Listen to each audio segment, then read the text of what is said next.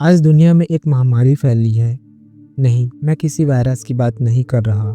मैं बात कर रहा हूँ एक दिमागी बीमारी की, जिसका नाम है मीडियोक्रिटी, यानी औसत बने रहने की बीमारी। सुकरात ने कहा था, एक इंसान के लिए सबसे बड़ी शर्म की बात और कोई नहीं हो सकती कि वह बूढ़ा हो जाए और कभी अपनी उस शारीरिक और मानसिक ताकत को न देख पाए जिसके लिए उसका शरीर बना था। जरा सोचिए, क्या आप अपनी जिंदगी बस गुजार रहे हैं? आज हम उस झूठ का पर्दाफाश करेंगे जो आपको बताया गया है। आज हम डेविड गोगिंस, फ्रेडरिक नित्य और न्यूरोसाइंस की दुनिया में गोता लगाएंगे। नमस्कार दोस्तों। कहानी शुरू होती है डेविड गोगिंस के ऑफिस में। एक 25 साल का लड़का गोगिंस से मिलने आता है। वह गाइडेंस मांग रहा था। उसने कहा, डेविड, मैंने बहुत कोशिश की, मेरा वजन कम नहीं होता। मुझे समझ नहीं आ रहा कि मैं भविष्य में क्या करूं। कभी सोचता हूं आर्मी ज्वाइन कर लूं, कभी जिम खोलने का मन करता है, कभी बिजनेस करने का। गोगिंस ने उसे ध्यान से देखा। उनकी आंखों में वह एक्सरे विजन था जो इंसान की रूह को पढ़ लेता है।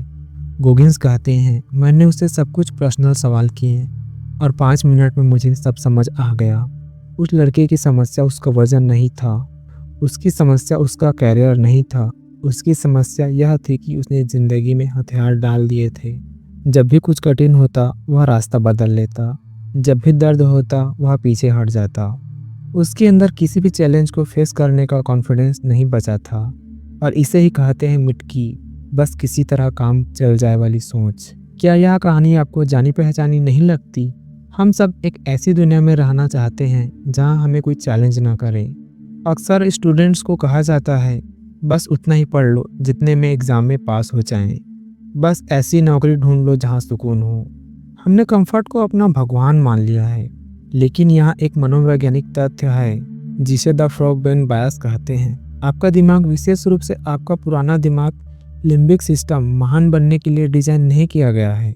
यह आपको जिंदा रखने और सुरक्षित रखने के लिए डिज़ाइन किया गया है। जब आप रिस्क लेते हैं, आपका दिमाग चिल्लाता है, रुको, खतरा है। जब आप सुबह 4 बजे उठना चाहते हैं, आपका दिमाग फुसफुसाता है, सो जा, बाहर ठंड है। आप आलसी नहीं हैं, आप बस अपनी बायोलॉजी के गुलाम हैं। और मीडियोक्रिटी इसी गुलामी का नाम है।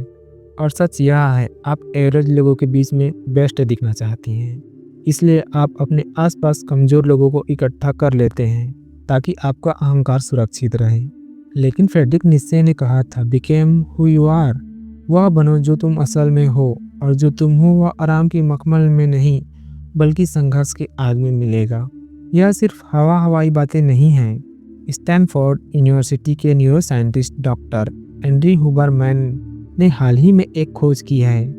हमारे दिमाग का एक हिस्सा होता है interior mid cingulate cortex. Research में पाया गया कि मोटे और आलसी लोगों में यह हिस्सा छोटा होता है और एथलीट्स और योद्धाओं में यह हिस्सा बड़ा होता है। मज़े की बात यह है कि हिस्सा सिर्फ बड़ा तब होता है जब आप वह काम करते हैं जो आप नहीं करना चाहते।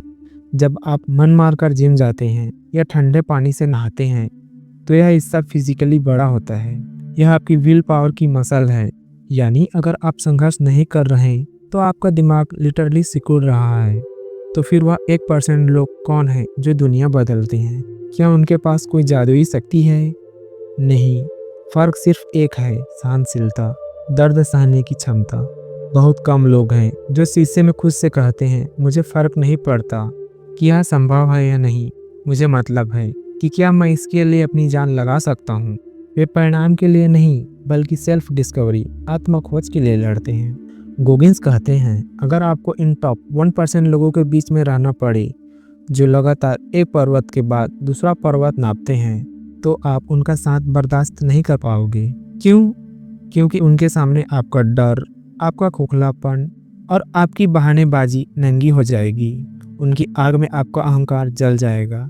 ध्यान दीजिए, आप अंदर से खुश क्यों नहीं हैं? क्योंकि आपके करंट सेल्फ और पोटेंशियल सेल्फ के बीच बहुत बड़ा अंतर आ गया है।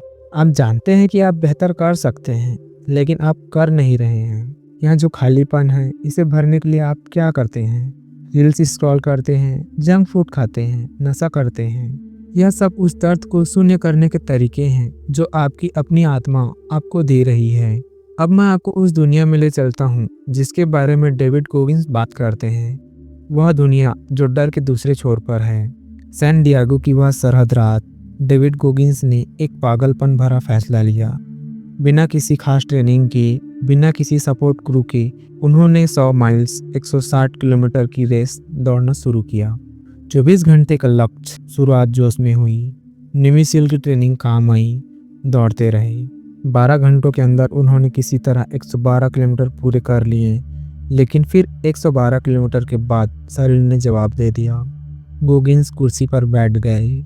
उन्होंने नीचे देखा। सफ़ेद मोजे लाल हो चुके थे। पैरों के छालों से खून रिस रहा था।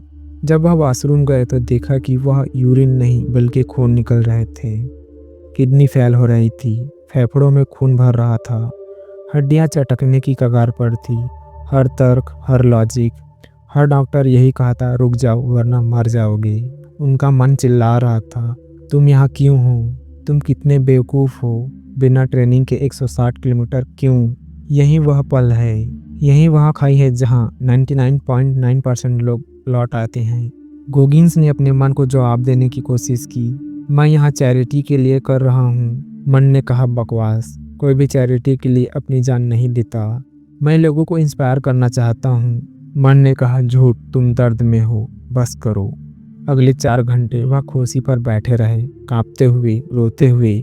सारे मोटिवेशनल कोट्स खत्म हो चुके थे। सारी पॉजिटिव थिंकिंग फेल हो चुकी थी। जब आप नर्क में होते हैं तो यू कैन डू इट वाले नारे काम नहीं आते। तभी उस अंधेरे सन्नाटे में डेविड के अंदर से एक आवाज़ आई।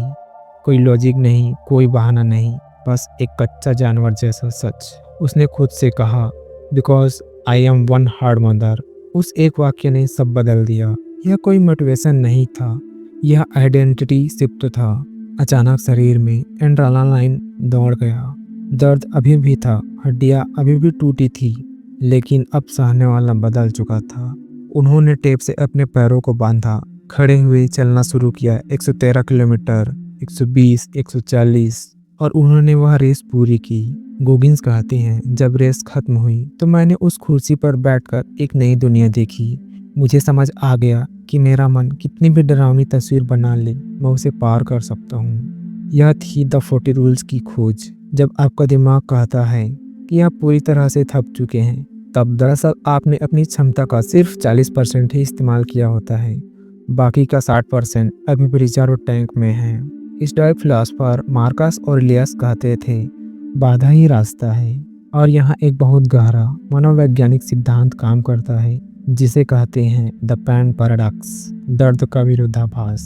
यह सिद्धांत यह है, आप जितना दर्द से भागोगे, जीवन आपको उतना ही कष्ट देगा। लेकिन अगर आप स्वेच्छा से दर्द को चुनते हैं तो जीवन का कष्ट आपको छू भी नहीं पाएगा। आपके दिमाग को रियलिटी और इमेनाइजेशन में फ़र्क नहीं पता। जब आप खुद को बेचारा बोलते हैं तो आपके मिरर न्यूरॉन्स उस लाचारी को सच मान लेते हैं। आप अपने दिमाग को हिप्नोटाइज कर रहे हैं फेल होने के लिए। एक ट्रिक बताता हूँ, इनेमी विजुअलाइजेशन। अपने दिमाग में एक ऐसे इंसान को इमेजिन करो जो आपसे नफरत करता है। वह चाहता है कि आप फेल हो जाओ। क्या आप उसे जीतने दोगे? कई बार प्यार से ज़्यादा ताकत नफरत या जिद में होती है। उस जिद का इस्तेमाल करो, अपनी सफलता से उन्हें गलत साबित करो। महान दार्शनिक ओशो ने कहा था, दर्द को चुनो मत, लेकिन जब वह आए तो उसे गले लगाओ। दर्द तुम्हें शुद्ध करता है। खलील ब्राजील ने लिखा था, तुम्हारा दर्द उस कवच के टूटने की आवाज़ है जो तुम्हारी समझ को कैद किए हुए है। दोस्तों, मीडियोक्रिटी इसलिए नहीं है कि आप में काबिलियत नहीं है। मीडियोक्रिटी इसलिए है क्योंकि आप दर्द को अपना दुश्मन मानते हैं। जिम में मसल्स कब बनते हैं? जब आप आखिरी रैप्स लगाते हैं। जब फाइबर टूटते हैं। दिमाग कब तेज होता है? जब आप वो किताब पढ़ते हैं जो समझ नहीं आ रही है, लेकिन आप फिर भी पढ़ते रहते हैं। न्यूरो साइंस में एक कॉन्सेप्ट है, विनर इम्पैक्ट। जब आप कोई कठिन काम पूरा करते हैं, चाहे वह कितना भी छोटा क्यों ना हो, आपके दिमाग में टेस्टोस्टेरोन और डोपामाइन का एक ऐसा कॉकटेल रिलीज होता है जो आपके ब्रेन को रिवायर करता है। जीतना एक आदत है और हारना भी एक आदत है। जब आप सुबह अलार्म बंद करके दोबारा सोते हैं, आप अपने दिमाग को हारने की ट्रेनिंग दे रहे हैं। तो अब सवाल है, आप इस चक्रव्यूह से बाहर कैसे निकलें? आपको लगता है कि आपको मोटिवेशन की ज़रूरत है, गोगिंस कहते हैं, motivation is garbage. Motivation petrol की तरह है, जलकर खत्म हो जाता है। आपको इंजन बदलना होगा, आपको अपनी आइडेंटिटी बदलनी होगी। लोग इंतजार कर रहे हैं कि एक दिन उनके दरवाजे पर कोई गिफ्ट आएगा, कोई जादू होगा और उनका माइंडसेट बदल जाएगा। कठोर सच यह है, ऐसा कभी नहीं होगा। आपको संघर्ष करना पड़ेगा, आपको विजुअलाइजेशन करना होगा, सपनों की नहीं बल्कि उस कष्ट को जो रास्ते में आएगा।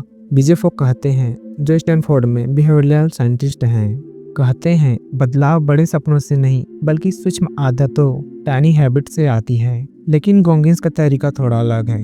वो कहते हैं अपने दिमाग को कठोर बनाओ, हर दिन कुछ ऐसा करो जो तुम्हें करना पसंद नहीं है। क्या तुम्हें ठंडे पानी से नहाना पसंद नहीं तो रोज नहाओ। क्या तुम्हें पढ़ना पसंद नहीं तो रोज 10 पन्ने पढ़ो। क्यों? ताकि तुम अपने फ्रॉग ब्रेन को बता सको कि मालिक कौन है। क्या आप जानते हैं कि नासा जब अंतरिक्ष यात्रियों को चुनता है तो वह उनकी सफलताएं नहीं गिनता, वह यह देखता है कि वह अपनी असफलताओं से कैसे उभरे। यह ग्रिट यानी दृढ़ता है। अब मैं चाहता हूं कि आप मेरी बात अब ध्यान से सुने। यह वीडियो खत्म होने वाला है, लेकिन आपकी लड़ाई अब शुरू होगी। डेविड गोगिंस जब 300 पाउंड के थे, वह हर रात शीशे के सामने खड़े होकर खुद को गाली देते थे।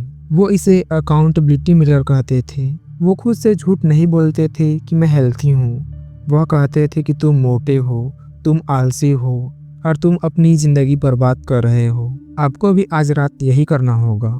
खुद से मीठी बातें करना बंद करो। सेल्फ लव के नाम पर खुद को धोखा देना बंद करो। सच्चा सेल्फ लव यह है कि आप खुद से इतनी मोहब्बत करें कि आप खुद को एवरेज बनकर सड़ने ना दें। यहाँ 3 स्टेप्स हैं जो आपको आज से फॉलो करने हैं। नंबर 1, द हेल यस और नो रूल। अगर कोई लक्ष्य आपको डरा नहीं रहा, अगर उसे सोचकर रोंगटे खड़े नहीं हो रहे, तो यह बहुत छोटा है। सेफ खेलना बंद करो। Number 2, the 40% push. जब कल आप काम करते करते थक जाओ, जब मन कहे बस बहुत हो गया, तो याद रखना यह सिर्फ 40% है। 5 मिनट और करो, एक पन्ना और पढ़ो। यही एक पन्ना आपको भीड़ से अलग करेगा। Number 3, kill the victim. मेरे साथ बुरा हुआ, मेरे पास पैसा नहीं है, मेरा बैकग्राउंड खराब है। इन कहानियों को कचरे में डाल दो। आपकी समस्याएं आपकी है और उसका समाधान भी आप ही हैं। 1960 के दशक में वैज्ञानिक जॉन कैहुलन ने एक डरावना प्रयोग किया, यूनिवर्स 25। उन्होंने चूहों के लिए एक स्वर्ग बनाया। असीमित खाना, असीमित पानी, कोई बिल्ली नहीं, कोई बीमारी नहीं, सब कुछ परफेक्ट। आप सोचेंगे कि वह चूहे बहुत खुश रहे होंगे। नहीं, कुछ ही समय में वह चूहे आलसी हो गए। उन्होंने आपस में लड़ना शुरू कर दिया। माताओं ने अपने बच्चों को छोड़ दिया और अंत में वह सब मर गए। कंफर्ट ने उन्हें मार दिया। वैज्ञानिक ने साबित किया कि बिना संघर्ष के दिमाग और समाज दोनों सड़ जाते हैं। और आज आप उसी यूनिवर्स 25 में जी रहे हैं। आपका सोफा, आपका नेटफ्लिक्स और आपकी सुविधाएं धीरे धीरे आपके दिमाग की हत्या कर रही हैं। औसत बनकर आप कभी खुश नहीं रह पाओगे, क्योंकि इंसान की आत्मा विस्तार चाहती है। आराम आपको मौत की तरफ ले जाता है, संघर्ष आपको जीवन देता है। याद रखना, एक दिन यह सब खत्म हो जाएगा। जब आप अपने आखिरी बिस्तर पर होंगे तो आपके सामने 2 लोग खड़े होंगे, एक वह जो आप बन गए और दूसरा जो आप बन सकते थे।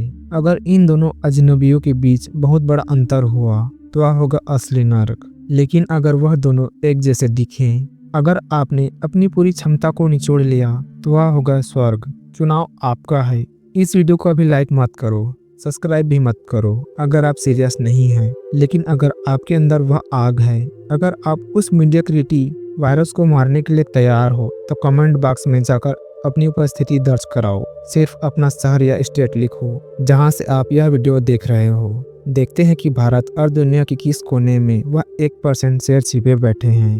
अपनी पहचान छोड़ जाओ, क्योंकि एवरेज लोग कमेंट नहीं करते, वह बस स्क्रॉल करते हैं। बहुत बहुत धन्यवाद।